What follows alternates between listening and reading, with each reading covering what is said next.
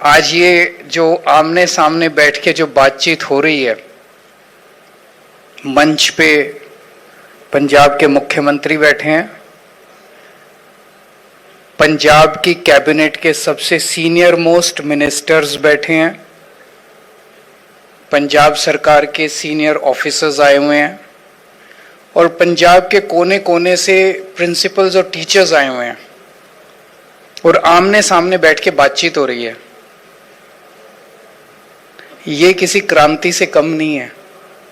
आज तक कभी 2022 के पहले कांग्रेस की सरकार रही, बीजेपी की सरकार रही, अकाली दल की सरकार रही, किसी सरकार के टाइम में आप में से बहुत सारे लोग ऐसे हैं जो 20 साल से, 25 साल से, 30 साल से काम कर रहे हैं।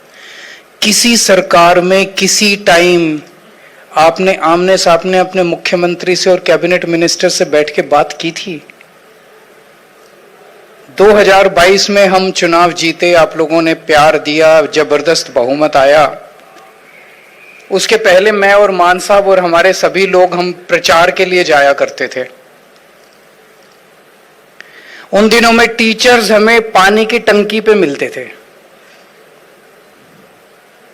और मैं मान साहब आपको वो चले गए, उनको याद होगा कितने टीचर्स को हमने पानी की टंकी से नीचे उतारा है।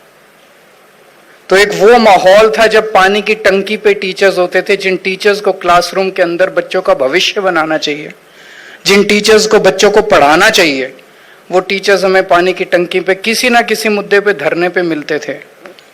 आज वही टीचर्स पंजाब के मुख्यमंत्री और कैबिनेट मिनिस्टर्स के साथ आमने सामने बैठ के बातचीत कर रहे हैं। ये किसी क्रांति से कम नहीं है। मैं आप लोगों को बधाई देने के लिए आया हूं दिल्ली से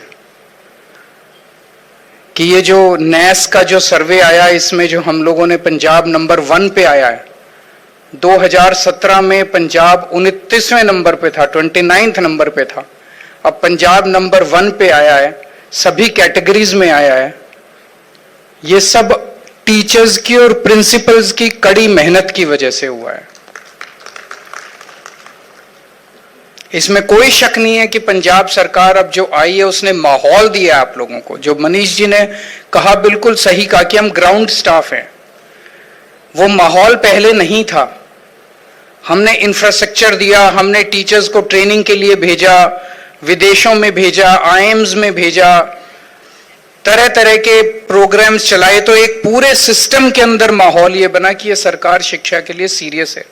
हमने वो माहौल दिया, इंफ्रास्ट्रक्चर दिया, लेकिन काम करने वाले तो आप ही लोग हैं।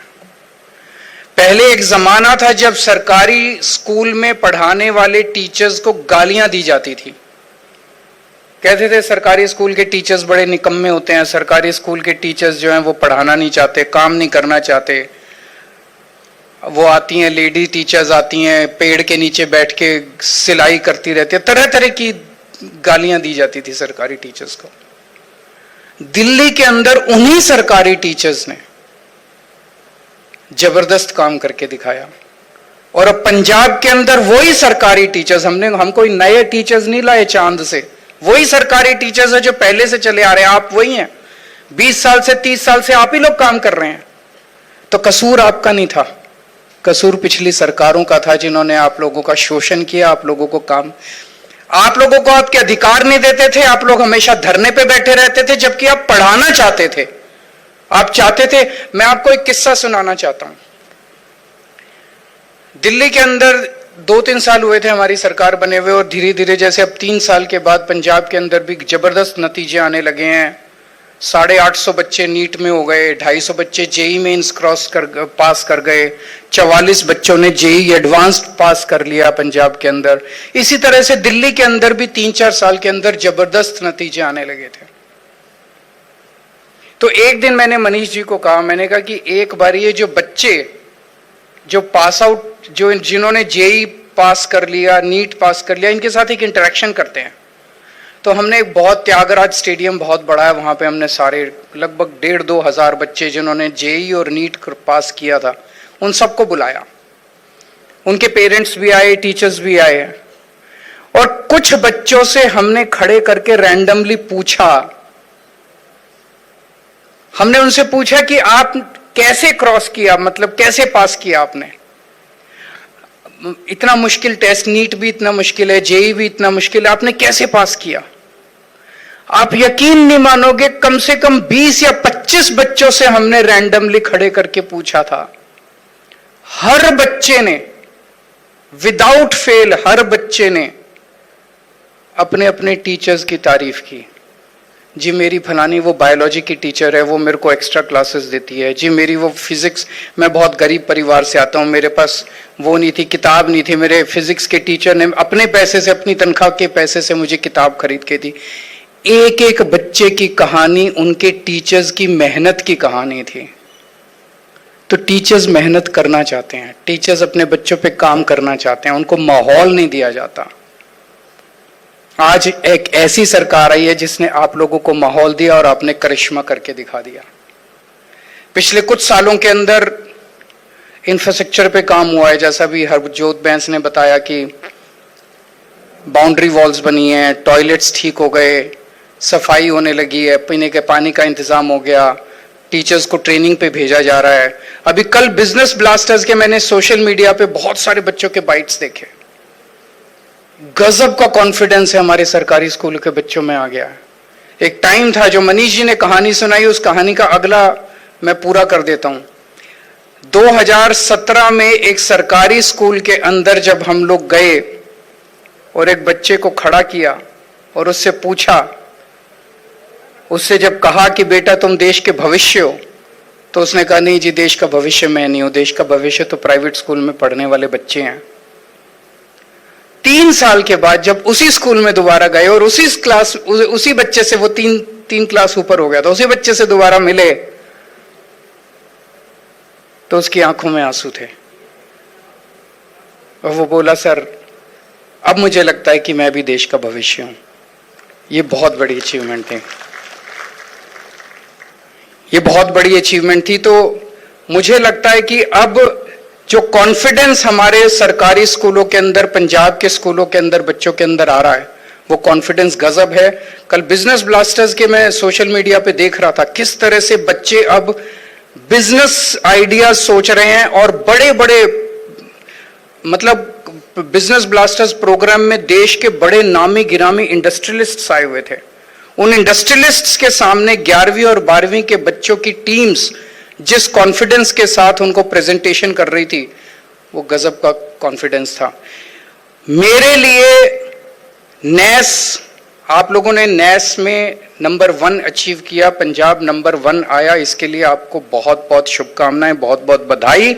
लेकिन मेरे लिए नेस का रिजल्ट इंपॉर्टेंट नहीं है, मेरे लिए रिजल्ट इंपॉर्टेंट है, मुझे, हम लोगों को पंजाब के लोगों ने भरोसा दिया है, प्यार दिया है, अभूतपूर्व बहुमत दिया है।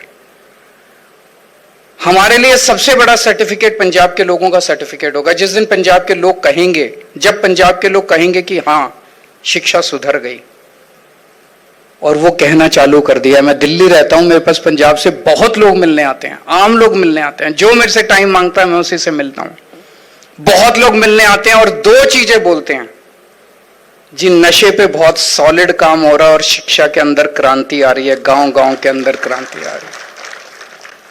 जनता तारीफ कर रही है, जनता कह रही है कि शिक्षा के अंदर क्रांति आ रही है। ये मेरे लिए सबसे बड़ा सर्टिफिकेट है। नेस का नंबर 1 से भी सबसे बड़ा सर्टिफिकेट है।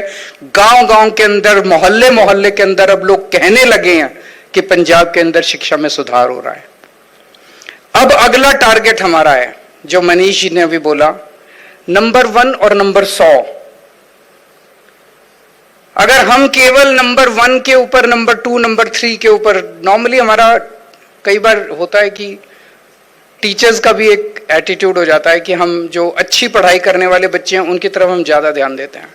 हमें ज्यादा ध्यान बिल्कुल कमजोर बच्चे पे देना है, उसका भविष्य बनाना है। जब एक एक पंजाब के एक एक बच्चे का भविष्य बनना चाहिए, 3 चीज हमारे लिए जरूरी है। नशा खत्म करना है, और उसके लिए जिस तरह से इस वक्त पूरे पंजाब के अंदर अभियान चल रहा है, युद्ध चल रहा है, ऐसा युद्ध मैं समझता हूं पूरे देश में कभी किसी सरकार ने नहीं किया। विल पावर, जो पॉलिटिकल विल दिखा रही है हमारी सरकार, आम आदमी पार्टी की सरकार, मान साहब की सरकार, वो विल मुझे लगता है आज तक किसी ने नहीं दिखाई। उनको मतलब जो पुराने लोग थे, बड़े बड़े मंत्री थे, उन्हें नहीं बख्शा जा रहा आज। उनके घर बुलडोजर से बुलडोज किए जा रहे हैं तस्करों के। उनको पकड़ पकड़ के करीब 17-18 हजार तस्करों को पकड़ के जेल में डाला जा चुका है। उनकी बिल्डिंग्स बुलडोज की जा रही हैं। तो एक, नशा खत्म करना है और दोबारा नशे में पड़ने नहीं देना अपने बच्चों को। अपने अपने स्कूल की जिम्मेदारी हमें लेनी है कि किसी भी बच्चे को नशे में नहीं जाने देना। अगर कोई बच्चा नशे में जाए तो हमें, टीचर की जिम्मेदारी है। आप कुछ भी करके, मेरे को बताने की जरूरत नहीं है, टीचर को 100 तरीके आते हैं अपने बच्चों को ठीक कर, तो नशे में नहीं जाने देना। दूसरा, हर बच्चे को अच्छी शिक्षा मिलनी चाहिए। और तीसरा, उसके लिए हमें नौकरी का इंतजाम करना है या बिजनेस ब्लास्टर्स के जरिए उसको अपना कमाने लायक बना के भेजना है हमें बच्चे को। वो ऐसी शिक्षा का क्या फायदा जो निकलने के बाद आदमी सर्टिफिकेट लेके घूमता रहे और नौकरी लेता, इस शिक्षा का कोई फायदा नहीं है।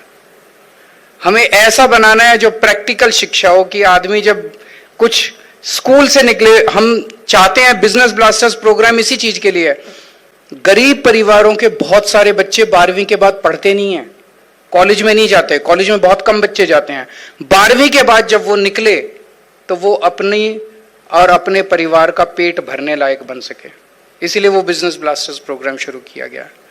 तो आप लोग बहुत अच्छा काम कर रहे हैं, बहुत अच्छा काम करते रहिए। बहुत सारी बातें मैं करना चाहता था, आज मैं काफी बड़ी लिस्ट भी लेके आया था, लेकिन मेरे को, हम लोगों को भी निकलना है, हमें कहीं और पहुंचना है। हम सब लोगों को थोड़ी सी देर हो रही है, थोड़ा जल्दी में हम लोग फिर मिलेंगे, लेकिन ऐसे इंटरैक्शंस होते रहें।